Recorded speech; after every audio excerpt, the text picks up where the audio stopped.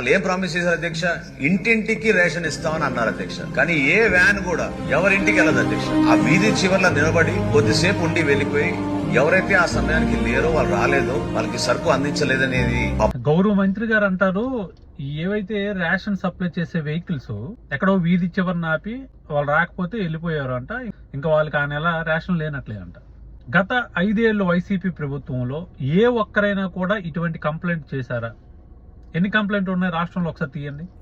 మాకు ఏ నెల అయినా రేషన్ అందలేదని చెప్పి ఎవరైనా కంప్లైంట్ ఏ ఒక్కరైనా చేశారా? మీరు ఎలా చెప్పగలుగుతున్నారు ఆ మాట? ఇంటింటికే రేషన్ పథకం అనేది అద్భుతమైనటువంటి పథకం.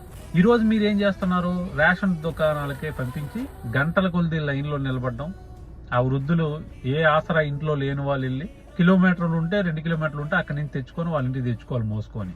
మీరు రేషన్ డిపో దగ్గరకు వచ్చి ప్రజలు అడిగితే ఇది బాగుంది కదా అని అంటే వాళ్ళే సమాధానం చెప్తారు మీకు.